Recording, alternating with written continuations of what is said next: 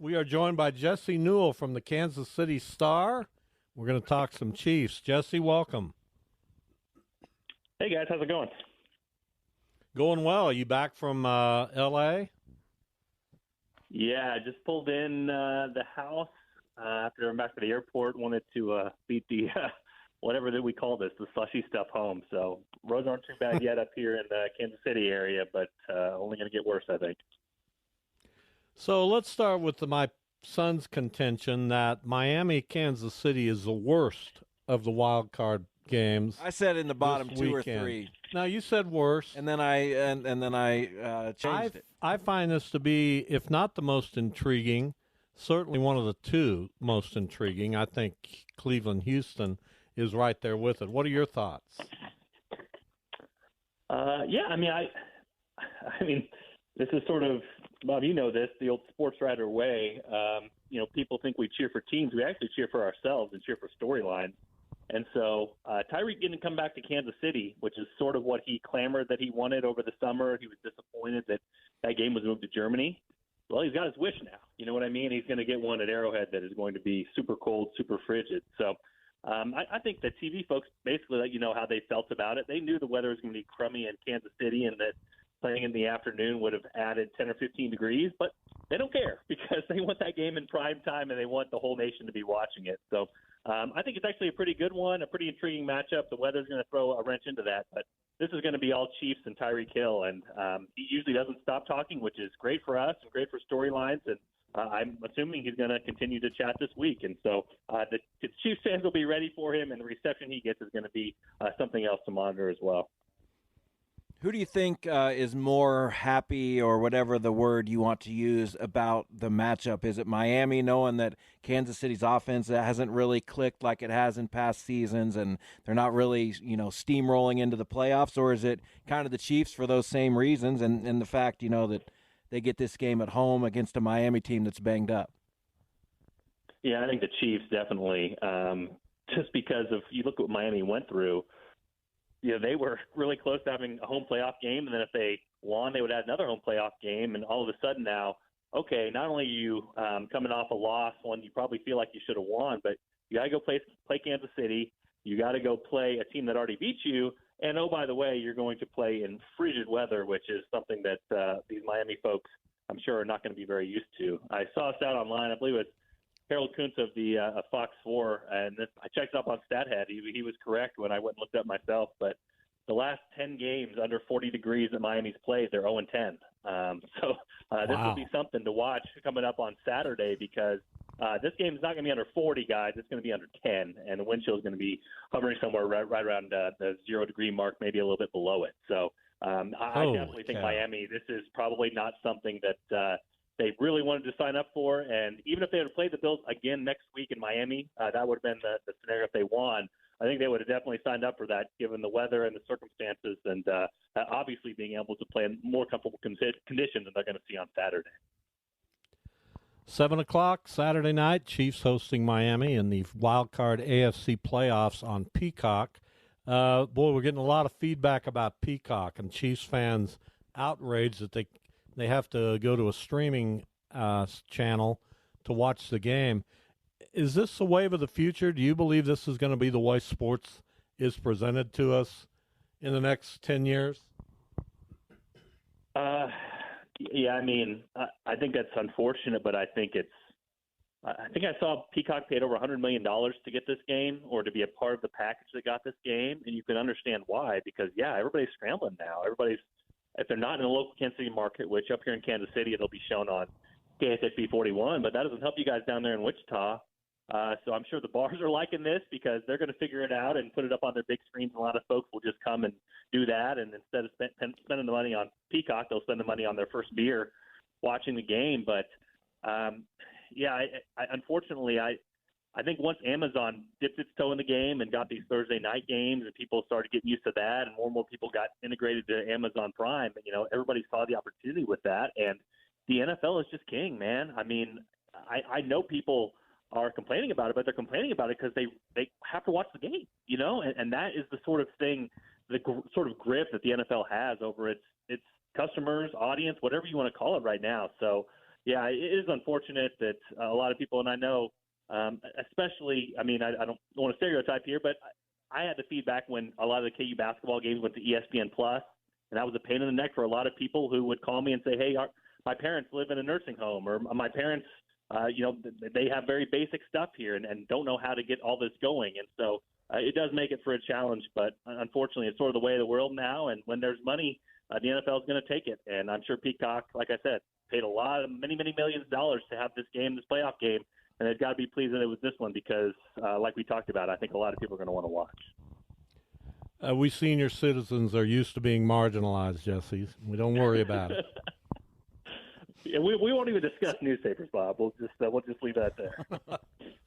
So, Jesse, we talk on this show a lot about the mental side of sports, and I'm generally of the mindset that these guys have pretty much experienced everything, especially the elite players, and that nothing truly really gets to them that much. But is this weather a situation that's out of the ordinary enough to affect guys mentally? I know they've all played in cold weather, extremely cold weather, but you're talking like you said, below zero wind chills. Is that a mental hurdle?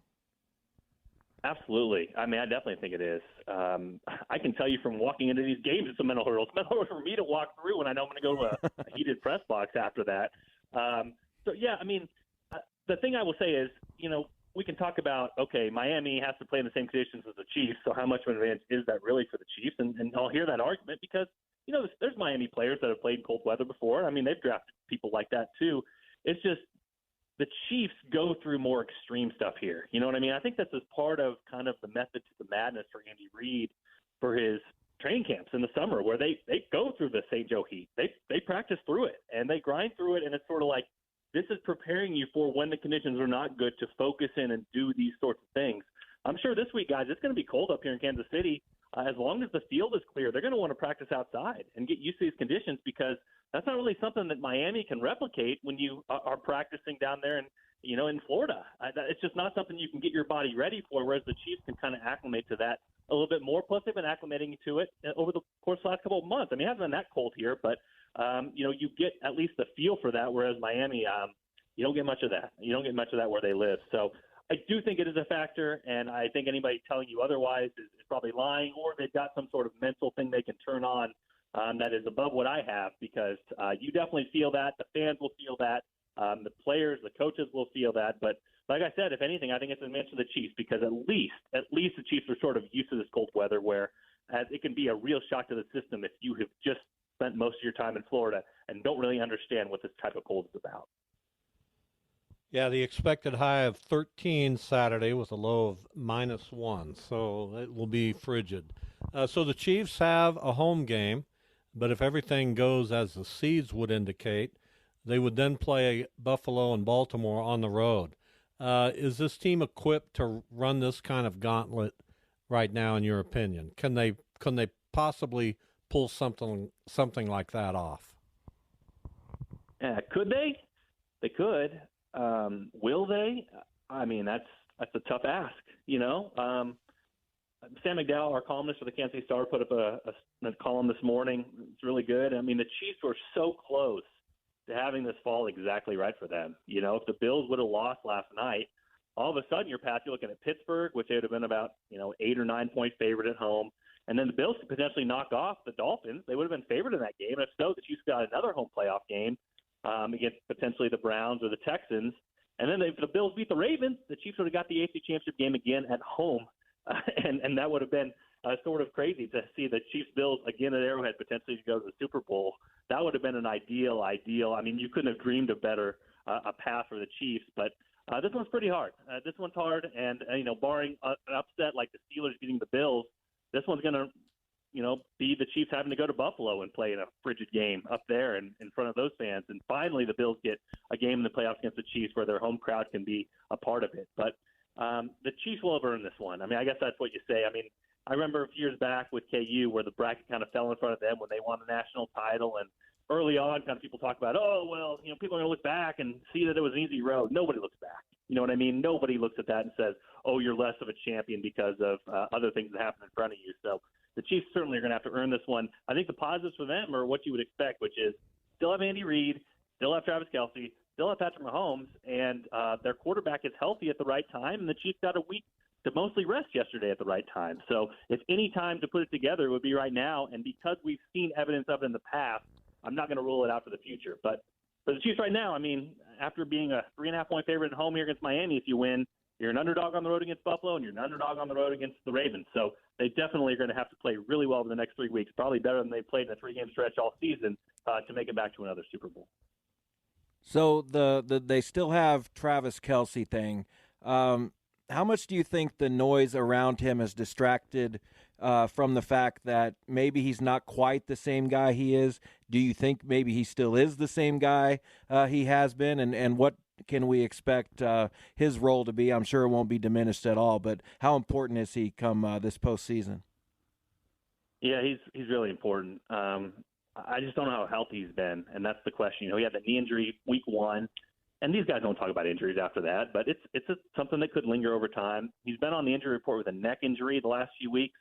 He decided not to play in this past game when he could have gotten his 16 yards to go over 1,000 for 8 straight seasons. So I thought that was pretty telling. But, you know, for the Chiefs, he's the best of what they got. I mean, Rashee Rice has emerged lately, and he's a nice weapon, and he's good with yards after the catch. But Travis Kelce's still the guy, and it does seem like over the second half of this season he really has slowed down. It hasn't been the same guy out there. He doesn't move quite like he used to. But could he do it for 2 or 3 more weeks? Can he do it after a week off? Can he get that, or at least be a reliable option for Patrick Mahomes when he's been searching for those all season?